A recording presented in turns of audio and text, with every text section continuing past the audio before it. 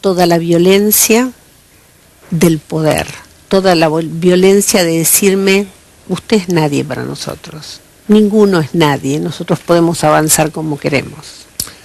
Lidia, permítame retrotraerme antes de avanzar e ir hasta marzo y ver cómo lo que continúa a la última firma suya, igual que lo que la precede, para quien le habla por lo menos, son parte de la evidencia de que el gobierno militar siempre pensó, desde septiembre, como lo dijo Macera, del 76, que ustedes tenían alguna relación con los montoneros.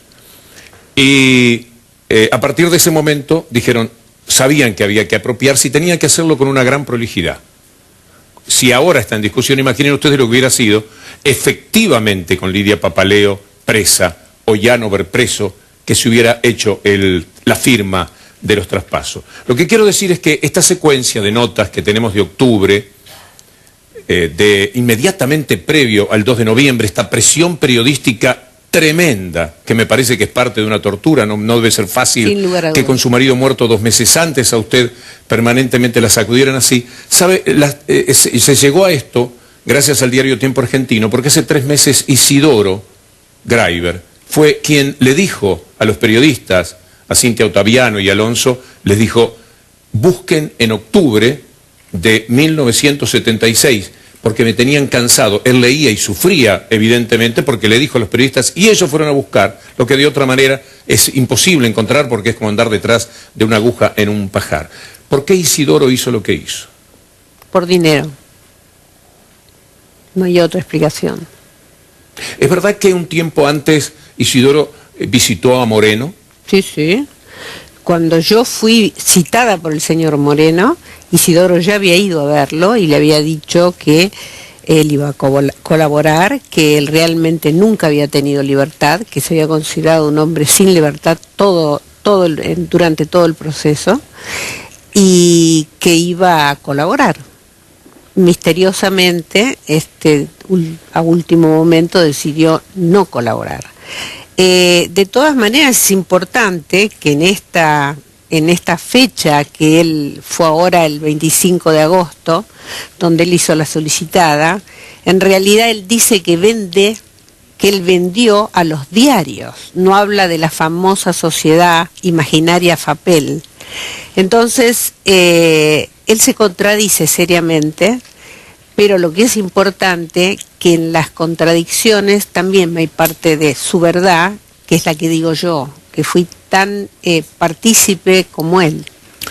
Le alivia, y espero no recorrer un terreno demasiado árido para usted, hasta aquí voy a llegar, ¿le alivia que María Sol, su hija, se haya despegado de este tema con el último comunicado en el que dice que no tiene ni quiere tener nada que ver con toda esta historia? Me sorprende mucho la pregunta, pero no me alivia. Lidia, llega marzo de 1977, la secuencia es eso, en octubre presión periodística, Macera, Martínez de Oz, lo que le decían en tono amistoso, Manrique, etcétera, 2 de noviembre la venta, cara a cara con el señor Mañeto, y después una serie de asambleas y de firmas, hasta que llega... No, perdóneme, le voy a hacer una interrupción. Sí. Hay algunas cosas que son demasiado importantes. Es decir, yo en México escucho decir a una persona sumamente importante, Gabriel Alarcón, decirle a mi marido que venda papel prensa porque le iba a costar la vida. Cuando yo vuelvo a la Argentina, la persona, y si acá hubiera habido la intención de que las empresas Graiber continuaran, la persona que tenía que estar inevitablemente era Jorge Rubinstein. Fines de octubre, Jorge Rubinstein tuvo un accidente inexplicable, que lo atropellaron por la mitad del vehículo en que él iba y quedó inutilizado físicamente, totalmente herido, con yesos, etcétera, etcétera, que después lo lleva a una operación del corazón.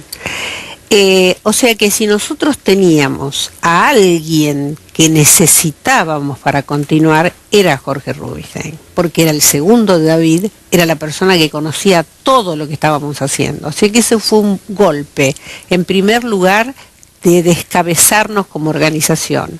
Pero para mi código, y habiéndolo escuchado a Gabriel Alarcón, era ¿quién será el próximo que muere? Alarcón es la primera persona a la que usted llama cuando se entera. Cuando yo me entero de la muerte de su esposo. En realidad ahí no me entero que muere, sino que me llaman, estábamos en pista y nos dicen que salgamos a pista porque el avión estaba llegando, había hecho contacto con Torre. Y al ratito sale y nos dice que se perdió el contacto.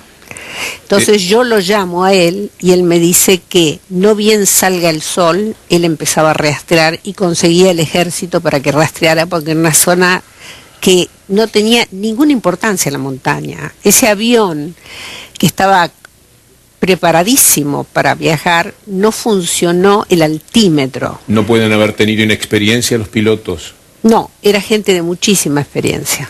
¿Habían sido soldados en Vietnam o algo por el estilo? No, que yo sepa no. Pero era gente de muchísima experiencia porque nosotros hicimos un juicio a la compañía que se declaró culpable. Llegamos a marzo, si me permite, Lidia, sí, la cronología, porque lo que más me importa es que la gente entienda, ¿no? Todos los días estamos en una posición muy dominante, hay un 80, un 90, un 95% del periodismo que presenta las cosas de una manera, y entonces la secuencia para quienes estén viendo el programa es importante. Porque aquí llegan otras dos fechas, así como las de octubre, en las tremendas críticas que había sobre el grupo Greiber, investiguenlo, se llega al 2 de noviembre, del 8 o 9 de marzo, usted me corregirá la fecha, se llega a la del 14 de marzo. ¿Qué pasó el 8 o 9 de marzo? El 9 de marzo yo presenté una nota ante el juez para pedir la aprobación de la venta de las acciones de Papel Prensa. Y el 14 de marzo desaparecí. Para creer la versión de ellos, habría que pensar que cuando usted firma ese último papel, que era el que avalaba a todos los otros, porque si no nada tenía sentido, entre ese 9 de marzo y el 14 de marzo, cuando usted es desaparecida, el gobierno militar recién se entera de todo lo que estaba sucediendo. La casualidad, bendita casualidad, de que el día 10, por ejemplo, le llega un dato, el 11 investigan, el 12, y el día 14 la desaparecen. Es una cosa muy... Además, antes de desaparecerme a mí, desaparecen al papá.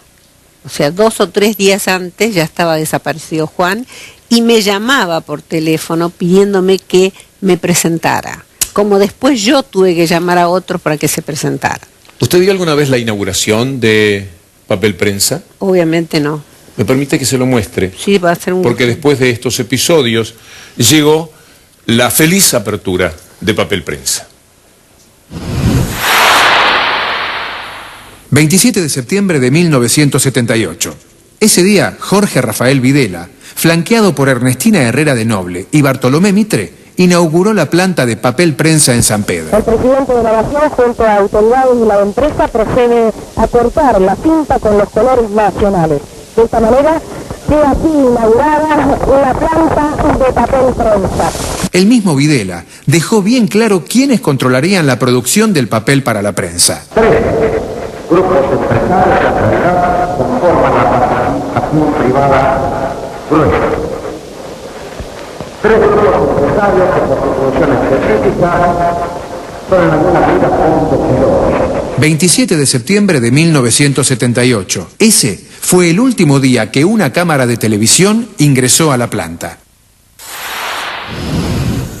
¿Sabe, Lidia? Esa fue la última vez que ingresó una cámara de televisión hasta que nosotros fuimos con la nuestra.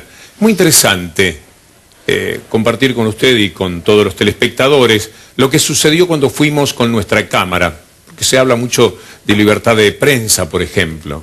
Fíjese qué falta de respeto que hablemos de libertad de prensa cuando Rodolfo Walsh tenía problemas de libertad de prensa.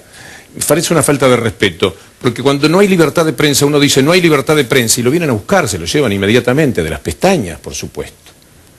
Lo que puede haber es inconveniente para trabajar, intolerancia de alguna empresa. Esta empresa puede no gustar de mi programa y la semana que viene no lo tiene. Eso no implica falta de libertad de prensa, falta en todo caso tolerancia a la empresa que me contiene.